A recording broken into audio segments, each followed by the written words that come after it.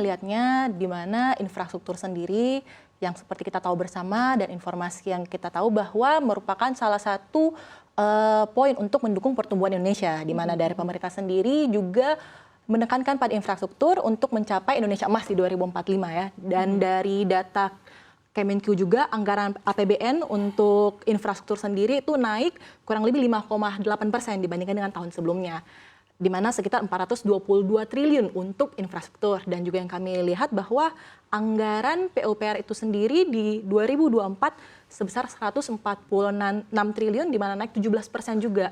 Beberapa hal ini memperlihatkan bahwa dari pemerintah sendiri mempunyai memang rencana untuk infrastruktur agar terus berkelanjutan, dan pada akhirnya kami melihat bahwa perseroan di mana berada pada bidang usaha infrastruktur itu juga memiliki prospek yang masih baik untuk kedepannya. Oke, baik. Ini karena memang secara sektoral sangat prospektif begitu ya di Indonesia, apalagi masih mengejar pertumbuhan ekonomi, sehingga di satu sisi memang dari infrastruktur ini sangat dibutuhkan, sehingga itu menjadi backbone begitu ya untuk Anda yakin dengan IPO-nya Mang ini di bursa saham ya. Tapi kalau kita lihat mungkin dari sisi prospektifnya sendiri begitu ya, prospektusnya yang sudah diluncurkan begitu ya, kita lihat tadi kan sudah disampaikan begitu ya bahwa kinerja Mang ini juga cukup oke di sepanjang tahun 2023, tapi mungkin ada poin lain yang ingin ditekankan mungkin kepada para calon investor ya yang akan mendanai Mang sendiri begitu. Poin-poin apa yang ingin Anda tekankan tentunya kepada para pelaku pasar? Oke, mungkin ada beberapa poin yang ingin saya sampaikan yang mungkin bisa jadi pertimbangan para calon investor nantinya. Poin pertama adalah kami PT Mangku Polaraya sudah berdiri lebih dari 30 tahun dan kami fokus di jasa konstruksi. Tentunya dengan pengalaman kami yang sudah lebih dari 30 tahun ini, kami bisa bekerja untuk mengerjakan proyek-proyek secara komprehensif dan juga tentunya secara mutu bisa kami jaga kualitasnya. Kemudian yang kedua, kami juga didukung oleh alat-alat produksi yang cukup memadai.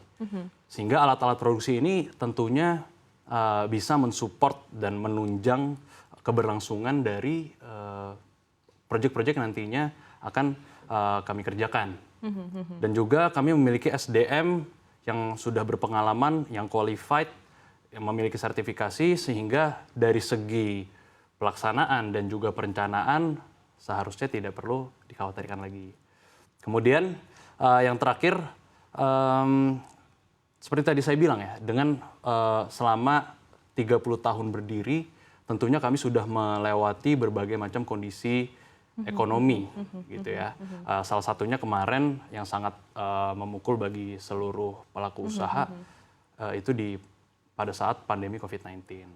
Tapi alhamdulillah, puji Tuhan, kita masih bisa berdiri hari ini, kita bisa survive, di mana di saat pelaku usaha lain atau kompetitor lain harus gulung tikar gitu. Dan sebenarnya ini menandakan dan membuktikan bahwa sebenarnya PT Mangku Polaraya ini secara fundamental bisnis ini cukup kuat. Oke, tapi ini kan betul-betul harus diyakinkan ya kepada para pelaku pasar, apalagi kalau misalnya para pelaku pasar melihat mungkin secara keseluruhan dari sektor infrastruktur ini juga cukup challenging ya dalam beberapa tahun terakhir, apalagi ketika kita sandingkan dengan karya begitu, BUMN karya ini kan juga performanya juga cukup bisa kita katakan juga kurang oke ya dalam beberapa tahun terakhir begitu, sehingga memang perlu upaya lebih untuk meyakinkan para pelaku pasar ya untuk dengan adanya IPO Mang ini sendiri. Seperti apa mungkin dari Mbak Melina berkaitan dengan hal ini, Mbak?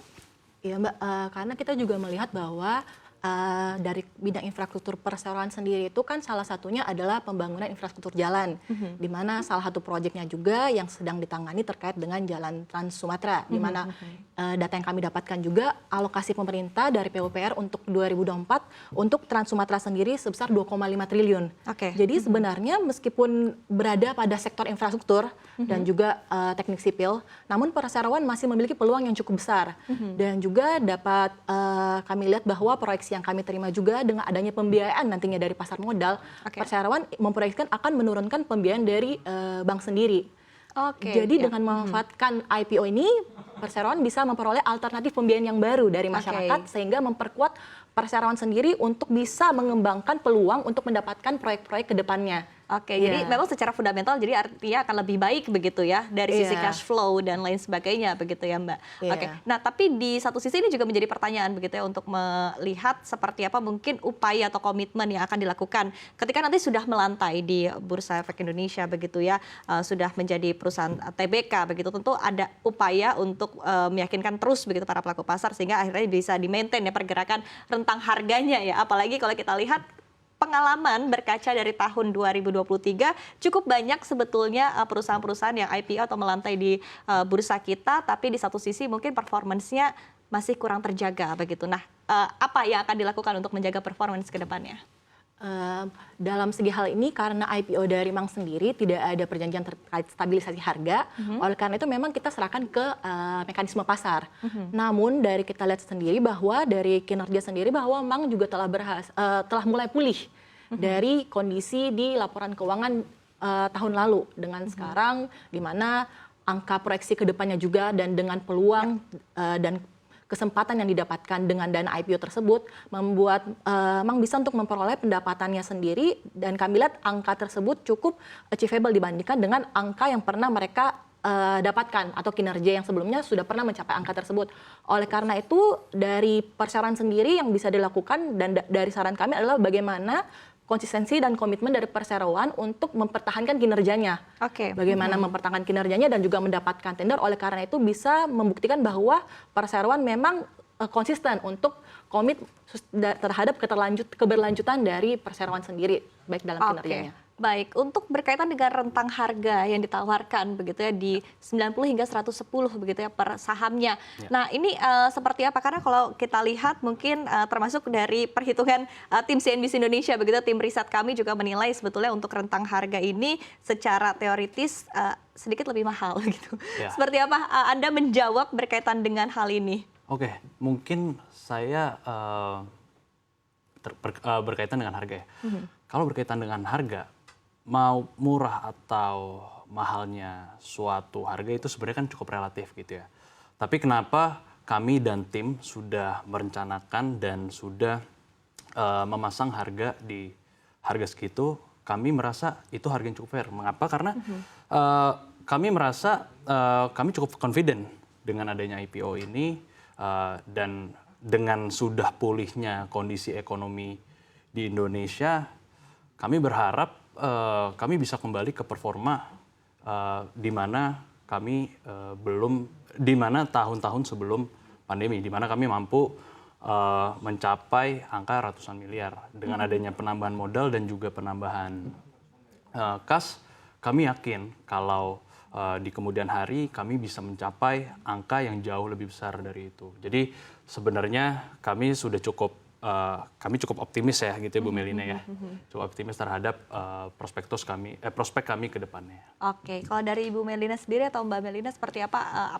Ada yang ingin ditambahkan berkaitan dengan rentang harga yang ditawarkan? Ya, seperti untuk mekanisme dari IPO sendiri, rentang harga itu merupakan kesepakatan dari penjamin pelaksana emisi efek dan juga dari perseroan.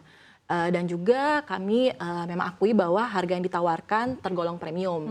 Namun kami harap investor bisa berkeyakinan dan kami percaya juga bahwa investor telah memahami bahwa harga tersebut sudah mencerminkan kinerja perseroan di masa yang akan datang, di mana kami melihat bahwa proyeksinya itu seperti dikatakan oleh Pak Raffi sudah bisa kembali ke masa di mana sebelum pandemi. Jadi itu kami anggap bahwa itu sudah merefleksikan kinerja perseroan atau yang diproyeksikan di masa yang akan datang. Baik.